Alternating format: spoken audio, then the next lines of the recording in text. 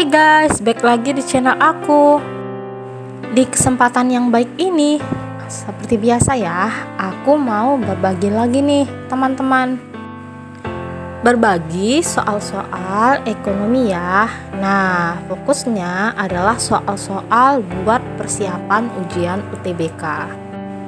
Aku akan sharing soal untuk persiapan ujian UTBK sebanyak 10 soal ya. Nah, di sini soal-soal yang aku bagikan ini adalah soal-soal yang beberapanya udah pernah muncul ya di ujian-ujian UTBK sebelumnya. So, buat kamu yang lagi prepare ya ujian UTBK tahun ini, nah, nggak salah klik ya. Yuk ikuti video pembahasan soal dari aku. Oke, tanpa berbasa-basi lagi, langsung saja aku mulai ke video pembahasan. Tapi sebelum aku mulai, buat kamu yang nantinya merasa tertarik dengan channel aku ya, terutama dengan video-video yang aku bikin, boleh banget jika teman-teman semua ingin memberikan subscribe ya. Karena subscribe teman-teman itu bikin aku lebih semangat loh bikin videonya. Dan so pasti channel aku bisa lebih rame dan lebih cepat berkembang. Oke, terima kasih ya buat teman-teman yang nanti bantu aku mengembangkan channel ini dengan memberikan tombol subscribe-nya. Semoga urusan teman-teman semua diperlancar ya. Dan sukses terus buat yang lagi studi, buat yang lagi prepare ujian UTBK ya, semoga dapat hasil yang terbaik ya dengan skor yang tinggi dan teman-teman semua lulus di perguruan tinggi favoritnya. Amin. Oke, next aku mulai ke pembahasan ya. Keep watching. Oke teman-teman, di sini aku akan start dari soal nomor 1. Nah, di sini katanya kegiatan yang tidak dimasukkan dalam perhitungan produk domestik bruto Indonesia adalah, oke, kita tahu ya kalau PDB. Nah, kalau PDB itu kan cara carinya ya, PDB. Nah, PDB cara carinya adalah ya jumlah produksi. Nah, jumlah produksi warga negara Indonesia ya, jumlah produksi. Nah, warga negara Indonesia WNI tambah jumlah produksi, aku singkat jadi JP aja ya, jumlah produksi warga negara asing ya di Indonesia atau di dalam negeri ya, di Indonesia. Nah, berarti ini dia konsep yang harus teman-teman kuasai ya, cara carinya jumlah produksi warga negara Indonesia ditambah jumlah produksi warga negara asing di Indonesia ya. Nah, di sini yang A katanya pendapatan Tom Ali sebagai guru kebangsaan Inggris di sebuah sekolah internasional Surabaya. Benar ya? Berarti ini. Nah, kalau di sini aku ngasih istilahnya jumlah produksi. Kalau di soal ada istilah pendapatan ya, sama aja ya, pendapatan. Nah, atau boleh juga di sini aku buat Y ya. YWNI ditambah Y atau pendapatan ya. Pendapatan warga negara asing di Indonesia ya. Nah, berarti nomor 1 tuh benar ya, pendapatan warga negara asing di Surabaya, benar. Jadi perhitungan PDB ya. Oke, dia kan katanya di sini yang tidak, berarti cari yang salah ya. Ini benar. Yang B, pendapatan Sukinem yang bekerja sebagai tenaga kerja Indonesia di Hong Kong. Oke, ini salah ya. Ini bukan jawabannya ya. Kalau PDB itu kan yang dicari adalah pendapatan WNI ya, dia yang dijumlahkan pendapatan dari warga negara Indonesia tambah warga negara asing di Indonesia. Kalau ini kan di luar negeri ya, jadi salah. Nah, ini nggak dihitung ya kalau yang di luar negeri. C, nah pendapatan Dani yang berkebangsaan Indonesia sebagai fotografer yang bekerja di Bandung. So pasti ini bener banget ya. Berarti ini pendapatan WNI di Indonesia, ini benar. Yang D, pendapatan Adelia yang berkebangsaan Australia. Berarti ini pendapatan warga negara asing. Nah, sebagai penyanyi terkenal di Jakarta, berarti di Indonesia ya. Ini juga menjadi perhitungan PDB. pendapatan Sintayong berkebangsaan Indonesia sebagai guru ekonomi di Yogyakarta. Iya, ini benar ya. Dia orang Indonesia, punya penghasilan dari Indonesia. Ini benar, dia jadi perhitungan PDB. Jadi yang salah, bravo ya. Oke, sip. Gampang ya sampai di sini. Gampang. Kita next ke soal nomor 2. Oke. Nomor 2 di sini katanya adalah selisih antara pendapatan yang diperoleh dari faktor produksi Indonesia di luar negeri ya. Berarti Y. Nah, warga negara Indonesia di luar negeri. Nah, di luar negeri dengan pendapatan yang diperoleh dari faktor produksi asing, berarti Y WNA, pendapatan warga negara asing di Indonesia, berarti di dalam negeri. Nah, ini selisihnya disebut apa? Nah, kan kayak gitu nih kata soal. Oke, yang pertama ekspor neto, yang kedua pendapatan neto, yang ketiga penyusutan, yang keempat ya, yang ke-D pajak tidak langsung, dan yang ke-E laba. Oke, ini namanya adalah pendapatan neto ya terhadap luar negeri ya. Nah, pendapatan neto itu artinya pendapatan bersih ya. Pendapatan neto terhadap luar negeri. Jadi jawabannya jelas B ya. Oke, kita next ke soal nomor 3 ya. Ibu Aminah akan melakukan transaksi jual beli dengan Ibu Desi, katanya di sini. Oke, kemudian katanya lagi, motif Ibu Aminah untuk transaksi sangat ditentukan oleh. Nah, kalau kita bertransaksi itu pasti kita tergantung pendapatan kita ya. Kalau pendapatan kita banyak, maka transaksinya juga banyak ya. Kalau pendapatan kita kecil, maka beli barang atau transaksi kita juga kecil ya. Jadi jawabannya jelas, so pasti B, pendapatan ya. Oke, masih gampang. Nomor 4. Nah, di sini, nomor 4, uang harus memiliki kriteria berikut kecuali, berarti yang bukan ya. Ini yang bukan ya, yang bukan. Yang pertama, nilai uang harus stabil. Ini benar ya. Nilai uang nggak boleh ini ya, maksudnya tuh dia cenderung harus stabil ya. Kalau misalnya uang itu udah nggak stabil lagi ya, turun naik, maksudnya mudah banget turun naik. Nah, itu nggak masuk kriteria ya.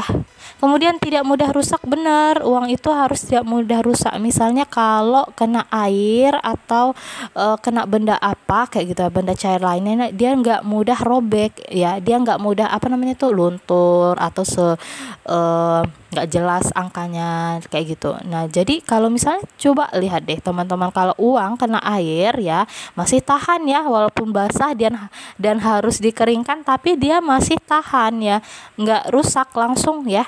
Diterima oleh masyarakat, pasti ini kriteria uang dapat dibagi-bagi dan tidak mengurangi nilai. Iya, benar ya. Yang tidak itu ini nilai intrinsik lebih besar dari nilai nominal ya. Nilai intrinsik itu nilai bahan ya. Nah, nilai nominal nilai yang ada di angka luarnya itu. Kalau uang merah kan 100.000 tuh namanya. Nah, angka 100.000 itu namanya nilai nominal ya. Nggak mungkin dong bahannya ya lebih besar dari nilai nominalnya ya.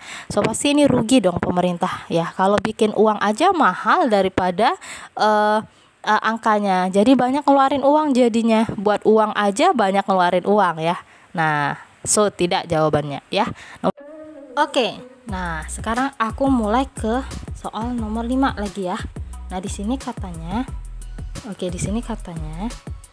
pada saat krisis ekonomi, pemerintah dihadapkan menerapkan kebijakan fiskal dan moneter ekspansif. Oke, nah kita tahu ya kalau fiskal itu kebijakan tentang penerimaan dan pengeluaran uang ya. Nah, penerimaan dan pengeluaran uang ini dari pemerintah. Contohnya kalau penerimaan pajak ya, dari pajak, pengeluaran uang contoh untuk bantuan sosial ya.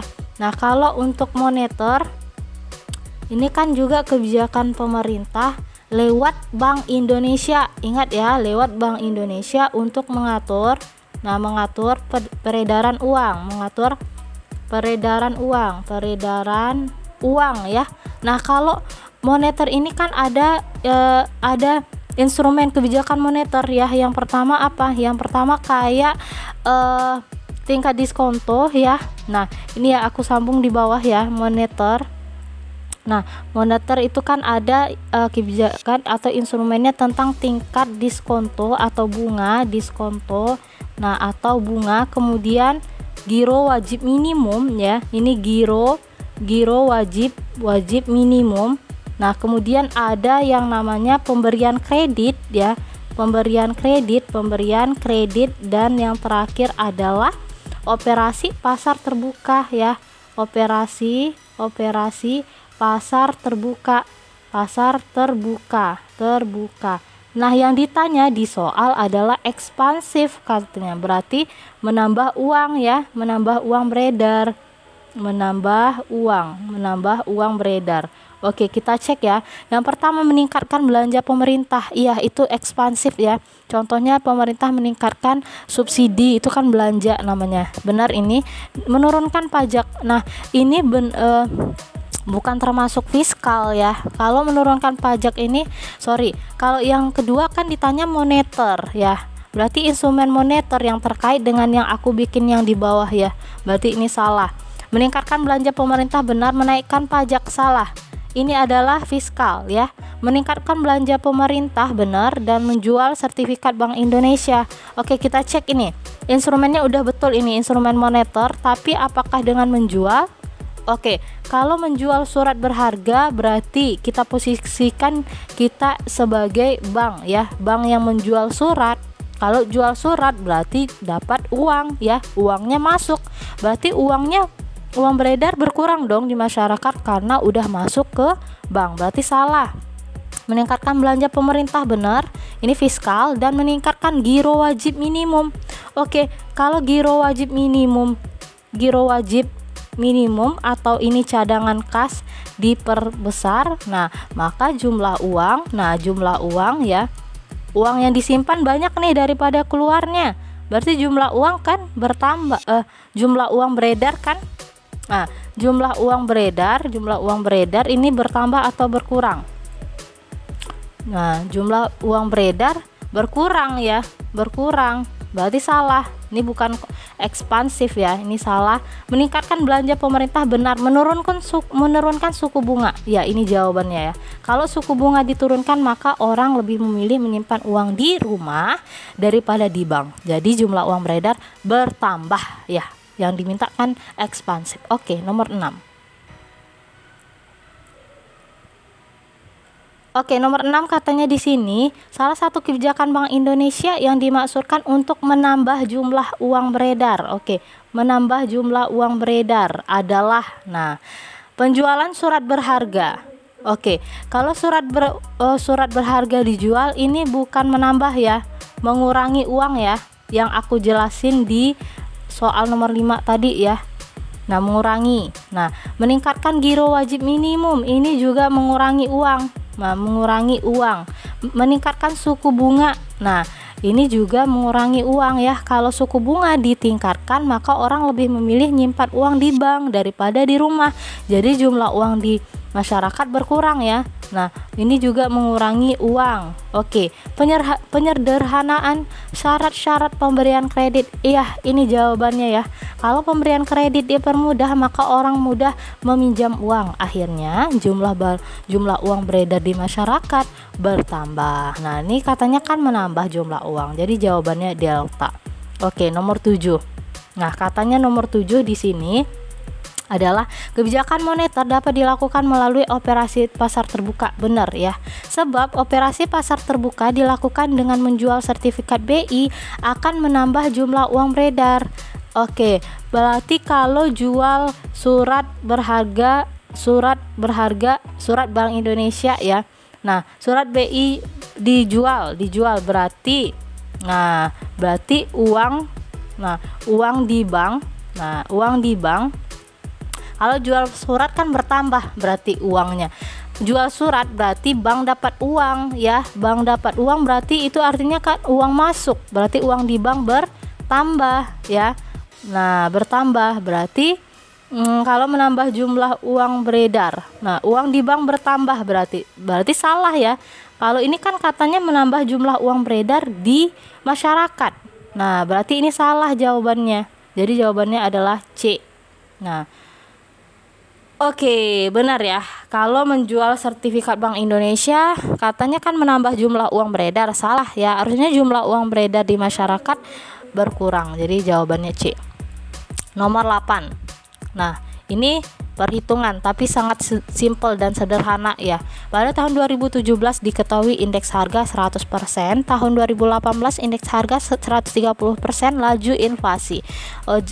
Ini mencari laju inflasi. Nah, ini kan rumusnya kan IHK. Nah, IHK T dikurang IHK T kurang 1. Nah, indeks harga sebelumnya ya, T kurang 1 ini IHK per IHK T kurang 1. Berarti di sini 130% dikurang 100%. Nah, per 100% ya, dikali. Nah, ini dikali 100%, dikali 100%. Oke, berarti ini 130% kurang 130%. Nah, per 100% dikali 100%. Nah, ini dapatnya adalah 30%. Jadi laju inflasinya sebesar 30% C ya. Oke, nomor 9. Nah, nomor 9. Nah, ini mudah juga ya, teman-teman, tapi memang kita harus tahu dengan rumusnya ya. Katanya di sini jika jumlah transaksi perdagangan yang terjadi di Kabupaten Lamongan Utara pada tahun lalu adalah 10.000 unit. Nah, itu adalah jumlah barangnya ya. Jumlah barang itu simbolnya adalah T. Nah, ini T dengan tingkat harga 50. Ini adalah P-nya. Dan kecepatan peredaran uang 10 kali. Nah, itu adalah V-nya ya.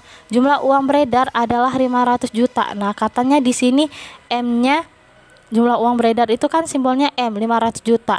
Nah, kita cari apakah memang 500 juta. Nah, kan kita cari ya. Nah, itu rumus Irving Fisher namanya ya, ini ya. Rumusnya kayak gini, MV sama dengan PT ya. Nah, M itu kan yang dicari ya. M kayak yang kita uji kan, jumlah uang beredar ya. M dikali V-nya. V-nya adalah 10K kali sama dengan P-nya 50.000. Nah, dikali T-nya adalah 10.000 unit ya. Berarti ini adalah 10 kali M, ini 10M. Nah, sama dengan 50.000 kali 10.000. Berarti ini kita tambahkan aja nolnya ya. 500 juta ya. Nah, 500 juta. Nah, 500 juta. M sama dengan, nggak benar kan, 500 juta, benar. 500 juta, nah, dibagi dengan 10. Oke, 500 juta dibagi dengan 10. Nah, 500 juta dibagi dengan 10. Oke, berarti berapa dapatnya itu? 500 juta. Nah, kita bagikan dengan 10. Oke, dapatnya berapa? 500 juta bagi 10 dapatnya adalah 50 juta. Nah, dapatnya 50 juta. Ini dapatnya 50 juta ya. Ini dapatnya adalah, nah, ini dapatnya 50 juta sama dengan 50 juta. Jadi di sini ya 50 juta bukan 500 juta, makanya salah jawabannya. Pernyataan ya maksudnya ya. Nah, perhitungan jumlah uang beredar dijelaskan oleh Irving Fisher melalui teori kuantitas uang. Ini benar, berarti salah benar adalah D. Oke, tibalah kita di soal terakhir. Nah, katanya di sini kuantitas teori tentang uang menyatakan bahwa Bank sentral dapat mengontrol inflasi dengan mengendalikan. Oke, gimana cara Bank Indonesia mengontrol inflasi? Yang pertama, mengontrol jumlah uang beredar. Ini pasti ya. Dengan cara menambah atau mengurangi ya. Itu kan ngontrol namanya ya, menambah uang atau mengurangi uang. Itu ngontrol ya. Penawaran uang ini salah. Uang yang dipegang oleh masyarakat ya, mengendalikan uang yang dipegang, benar ya. Inflasi itu kan karena banyak uang yang dipegang masyarakat. Nah, sehingga kalau banyak uang yang dipegang itu harus dikontrol ya, gimana uang yang dipegang oleh masyarakat itu nggak terlalu banyak sehingga menyebabkan inflasi. Jadi 1-3 jawabannya adalah B ya. Nah, uang yang diminta oleh masyarakat salah. Jadi jawabannya bravo. Oke, semoga bisa dimengerti. Oke teman-teman, itu dia 10 soal pembahasan ya buat persiapan UTBK. Semoga dapat dimengerti dan dipahami ya. Nah, jika ada pertanyaan boleh banget ya tulis di kolom komentar. Jika ada saran masukan tentang video ataupun soal apa yang akan aku buat ya di kesempatan berikutnya, boleh banget tulis di tempat yang sama. Terima kasih ya buat kamu yang sudah mampir di channel aku ya. Nah, bikin channel aku lebih rame ya, dan jangan pernah bosan untuk mampir lagi di video-video aku berikutnya ya. Semoga video yang aku bikin ini dapat bermanfaat bagi teman-teman semua. Karena waktu kita sudah habis ya, sebentar lagi aku akan selesaikan video pembelajaran kali ini. Namun sebelum aku pamit ya, aku ingatin lagi nih buat teman-teman semua yang mau memberikan subscribe-nya, silakan ya. Dan jangan lupa diaktifkan tombol notifikasi loncengnya supaya teman-teman semua tidak ketinggalan dengan video menarik aku lainnya. Oke, terima kasih ya buat teman-teman yang sudah memberikan tombol subscribe dan mampir di channel aku. Ya, so pasti aku senang banget ya bikin channel aku lebih rame. Jangan lupa mampir lagi di video-video aku berikutnya ya. Nah, see you to the next video.